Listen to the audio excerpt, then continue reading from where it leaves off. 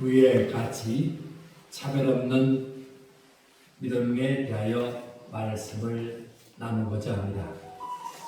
오늘 우리는 부에 대한 하나님의 관점을 말씀 속에서 새롭게 묵상하고자 합니다. 세상은 부를 가진 자의 권세로 이해합니다. 그러나 성경은 부를 하나님의 영광을 드러내는 도구로 설명합니다. 야고보서 2장은 교회 안에서 금가락지 낀 사람과 남도한 옷을 입은 사람을 대조하며 차별의 죄를 지적합니다. 학개서 2장은 성전 재건의 시기에 은도 내 것이요 금도 내 것이니 하신 하나님의 선으로 참된 부의 주권이 하나님께 있음을 밝힙니다. 성경은 처음부터 부를 제약시하지 않습니다. 창세기 1장 28절에 생육하고 번성하여 땅에 충만하라고 명령하셨습니다. 이 명령은 단순히 자손 번식을 의미하는 것이 아니라 창조 세계를 관리하고 번영시키는 창조적 본성입니다. 하나님의 형상을 닮은 인간은 모방하고 발명하고 발견하고 또한 새로운 아이디어로 계속 인류 역사에 보면 획기적인 불의 발견과 전구의 발명과 비행기의 발명과 기술 문명인 세계의 수십억의 인간이 계속적으로 컴퓨터와 양자 물리학 AI에 대한 발명했습니다. 아브라함에게 하신 말씀입니다. 창세기 12장 2절 말씀에 내가 너로 큰 민족을 이루고 네게 복을 주어 네 이름을 창대케 하리니 너는 복의 근이 될지라. 부는 목적이 아니라 수단입니다. 하나님의 뜻을 이루어가는 도구입니다. 하나님은 우리가 이 땅에서 풍성하게 일하고 창조의 지수를 세우며 이웃과 나누도록 부를 맡기십니다.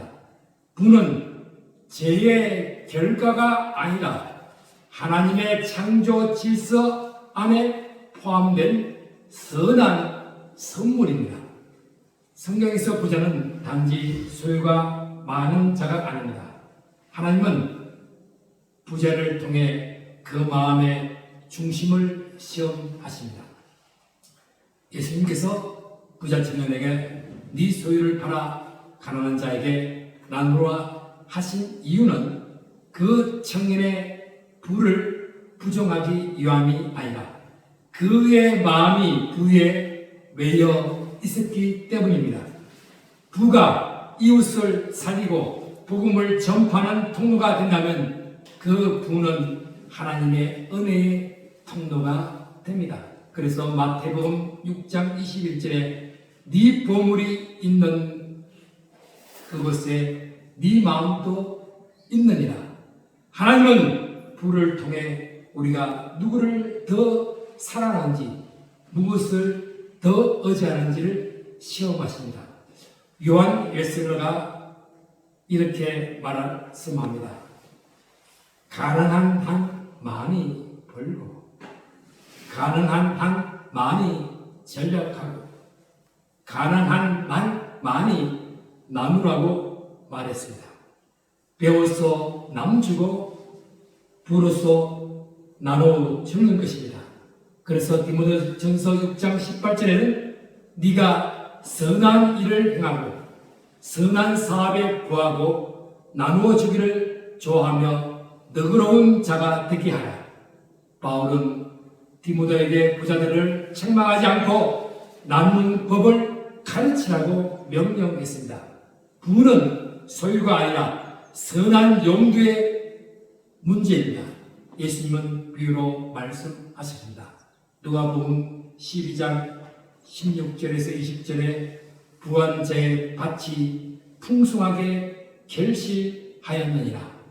이 곡식을 쌓아둘 곳이 없으니 창고를 더 크게 짓겠다. 이 비유의 핵심은 부유함 자체가 아니라 내가 이 곡식을 어디에 사용할 것인가? 라는 질문입니다. 그가 자기 영혼을 위해 쌓았지만 하나님께는 부유하지 않았습니다. 하나님의 사람에게 부는 자기 확장의 도구가 아니라 하나님의 뜻을 확장하는 통로에입니다. 그래서 요한 1서 3장 17절에는 누가 이 사람의 재물을 가지고 형제의 궁핍함을 보고도 도와주지 아니하면 하나님의 사랑이 어찌 그 속에 거하겠느냐. 부는 사랑을 실천할 수 있는 가장 구체적인 방법입니다. 교회가 부를 거룩하게 사용할 때 그것은 복음의 통로가 됩니다. 예를 들어서 선교사를 후원하는 일, 병든 이웃을 돌보는 일, 고아 노인을 섬기는 일, 교회의 교육과 사회적인 역할을 돕는 일, 이 모든 것이 하나님이 맡기는 부의 거룩한 사용입니다. 오늘날 세상의 물질이 곧 행복이라 말하지만 성경은 물질은 관리의 도구라 말합니다. 하나님 나라의 경제는 소유가 아니라 관리입니다. 부를 통해 드러나야 할 것은 하나님을 향한 감사, 이웃을 향한 나눔, 교회를 향한 헌신입니다. 이 세 가지가 바로 성경이 말하는 거룩한 부의 순환입니다. 오늘날 사회에서는 부자는 악이라는 단순 논리가 종종 등장합니다. 그러나 성경은 부자와 가난한 자를 모두 하나님의 형상으로 존귀하게 봅니다. 부는 문제는 얼마나 가졌는가가 아니라 누구를 위해 사용하는가의 문제입니다. 하나님은 부는 창조주로부터 비롯되었습니다. 학개서 2장 8절 말씀 읽겠습니다.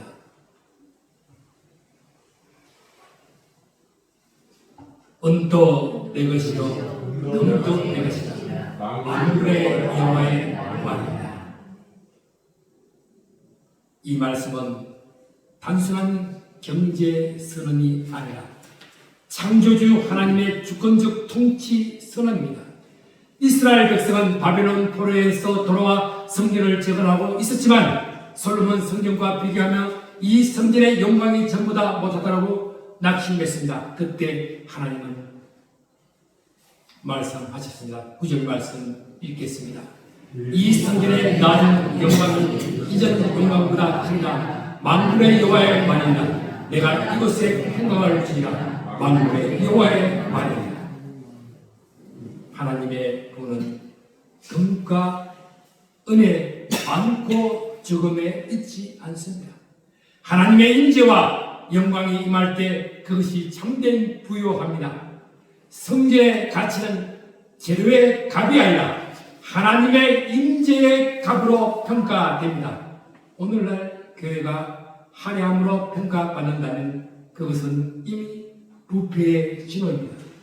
교회의 진정한 부는 성도의 믿음, 섬김, 그리고 사랑의 풍성함입니다. 오늘 본문은 우리 신앙생활에 가장 민감하고 실제적인 문제를 다룹니다.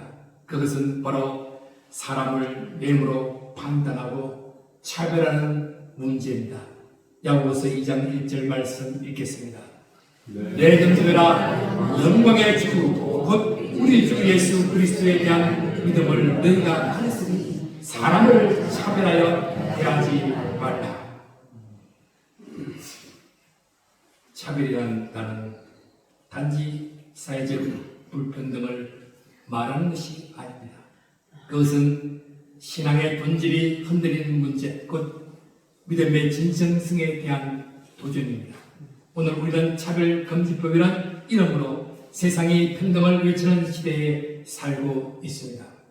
그러나 정작 그 법이 하나님의 진리와 교회의 자유를 억압하는 법으로 변질되는 현실도 마주합니다. 또한 교회 안에서도 부와 지위, 학력, 직분에 따라 보이지 않는 차별이 존재합니다. 내 형제들아, 여기서 형제들은 혈연이 아니라 그리스도의 피로 맺어진 신앙의 가족을 뜻합니다. 야고보는 예수님의 육신의 형제였지만 자신을 하나님과 주 예수 그리스도의 종이라 불렀습니다. 그는 육신의 관계보다 믿음의 관계가 더 깊은 가족 관계임을 선언하는 것입니다. 따라서 형제들은 초대교회 안에서 모든 성도들, 곧 가난한 자나 부자나 유대인이나 이방인이나 종이나 자유인이나 한 몸된 교회 공동체를 의미합니다. 오늘 우리 교회도 마찬가지입니다. 우리가 한 형제죠. 자매가 된 것은 혈통이나 문화나 신분 때문이 아니라 예수 그리스도의 보혈 때문입니다. 그리스도의 피로 하나 된 공동체에서 차별은 있을 수 없습니다. 십자가 앞에서는 누구나 동일합니다. 십자가의 피는 왕의 옷에도 거지의 옷에도 똑같이 떨어졌습니다. 중세 교회에서 성장식 때에 귀족들은 앞자리에 앉고 농민들은 뒤에 앉았습니다. 그런데 어느 날 한 귀족이 죄 만찬에 앞서 농민 옆에 무릎을 꿇었습니다. 사람들이 놀라 묻자 그는 말했습니다. 십자가 앞에서는 신분이 없습니다. 우리는 모두 죄인이요 그리스도의 은혜로 구원받는 자들입니다. 야고보의 말은 바로 이것입니다. 믿는 믿음을 가졌다면 사람을 외모로 판단하지 말라. 믿음은 차별의 벽을 허물고 사랑의 다리를 놓습니다. 그래서 야고보서 2장 2절에서 3절 말씀 읽겠습니다. 만일 너희 회당에 금가락지를 끼고 아름다운 옷을 입은 사람이 들어오고 또 남루한 옷을 입은 가난한 사람들이 들어올 때에 너희가 아름다운 옷을 입은 자를 눈여겨보고 말하되 여기 좋은 자리에 앉으소서. 또 가난한 자에게 말하되 너는 거기서 있든지 내 발등상 아래에 앉으라. 이는 단지 외화가 아니라 초대교회 안에서 실제로 일어났던 일이죠. 교회가 세상과 구별되어야 하지만 세상의 가치가 교회 안으로 스며들고 있었습니다. 야고보는 그것을 악한 생각이라고 단호히 말했습니다. 4절 말씀 읽겠습니다. 너희끼리 서로 차별하며 악한 생각으로 판단하는 자가 되는 것이 아니냐. 왜냐하면 사람을 외모로 판단하는 것은 하나님의 형상을 부정하는 일이기 때문입니다. 그래서 5절 말씀 읽겠습니다. 내 사랑하는 형제들아 들을지어다. 하나님이 세상에서 가난한 자를 택하사 믿음에 부여하게 하시고 또 자기를 사랑하는 자들에게 약속하신 나라를 상속으로 받게 하지 않으셨느냐. 이 말은 가난을 미워하는 것이 아닙니다. 가난은 하나님을 전적으로 의지하는 믿음의 자리를 상징합니다. 부자는 물질로 자신을 지탱할 수 있지만 가난한 자는 오직 하나님의 은혜를 붙잡습니다. 그래서 하나님은 그 믿음을 귀히 여기십니다. 돈 자체가 아니라 부에 대한 인간의 태도입니다. 세상은 부를 권력으로 사용하지만 하나님은 부를 나눔의 통로로 주십니다. 하나님은 가난한 자를 믿음으로 부유하게 하사 약속의 날을 상속받게 하신다고 말씀하십니다. 이는 물질적 빈곤이 아니라 하나님을 신뢰하는 내적 부유함을 뜻합니다. 아브라함은 부자였습니다. 그러나 그는 그 부를 하나님의 약속을 따라 믿음의 길로 사용했습니다. 요셉은 애굽의 총리로 부를 통해 기근의 시대에 생명을 구원했습니다. 욥은 부를 잃고도 하나님께 감사함으로 참된 경건의 모범을 보였습니다. 오늘날 교회 부 또한 이와 같습니다. 금물의 화란이 아니라 성교와 구제, 약자, 돌본, 진리의 수에 사용할 때 그 부는 거룩한 부입니다. 이 성전의 나중 영광의 이전 영광보다 크리라. 부의 문제는 소유가 아니라 태도와 목적의 문제입니다. 부를 통해 하나님의 나라를 섬기고 성교와 구제에 헌신하는 그것은 부의 거룩한 사역입니다. 반대로 부를 통해 사람을 억압하고 자랑하며 교만하게 만드는 것은 죄입니다.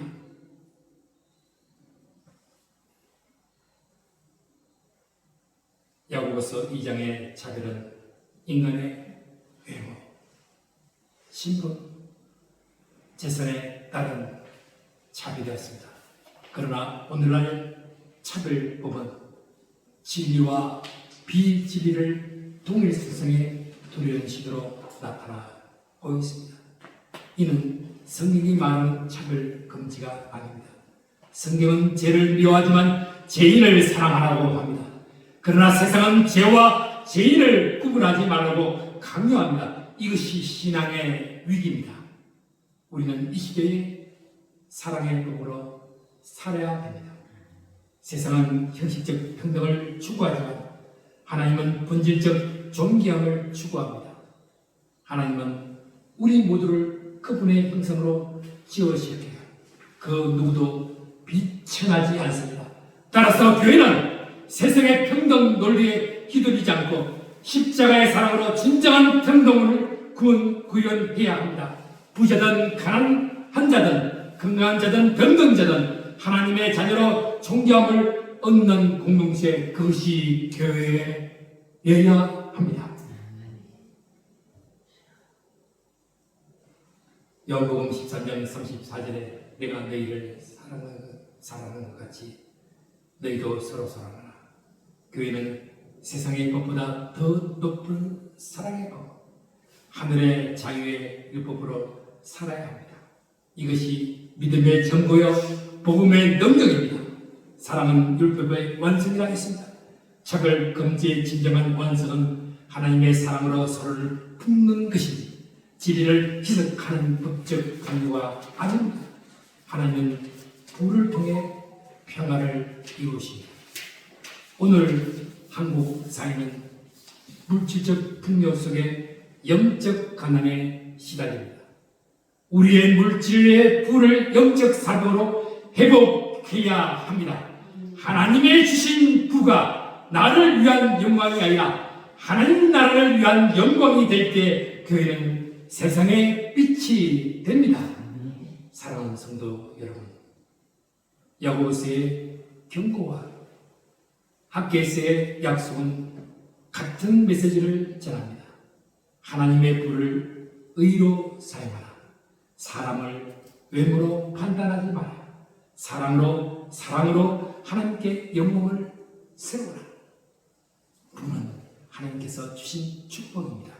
그러나 그 축복은 나눌 때 완성합니다. 교회는 가난한 자를 돌보며 부자를 겸손하게 세운 공동체가 되어야 합니다. 그럴 때 세상은 교회를 보고 하나님의 나라가 여기 있다라고 말할 것입니다. 너희는 너희가 믿는 주 예수 그리스도의 영광을 가진 자로서 사람을 차별하지 말라. 우리의 신앙이 진짜인지 아닌지는 기도의 소리나 말씀 암송이 아니라 내 옆 사람을 어떻게 대하느냐에 드러납니다. 부자는 겸손히 나누고 가난한 자는 감사로 섬기며 교회는 모든 일을 품는 사랑의 공동체가 되어야 합니다. 오늘 우리 교회가 가난한 자에게 존귀함을, 부한 자에게 겸손함을, 모든 자에게 그리스도의 사랑을 나누는 공동체가 되기를 축원합니다. 기도합시다. 은도 내 것이요 금도 내 것이라 하신 주님, 우리의 모든 소유가 주님의 것입니다. 부를 주시면 나누게 하시고 평안할 때는 감사하게 하여 주옵소서. 우리 교회를 차별 없는 사랑과 믿음의 공동체로 세워 주시옵소서. 세상의 법보다 높은 사랑의 법, 자유의 법을 따라 살게 하여 주옵소서. 영광의 주 예수 그리스도 이름으로 기도드립니다. 아멘.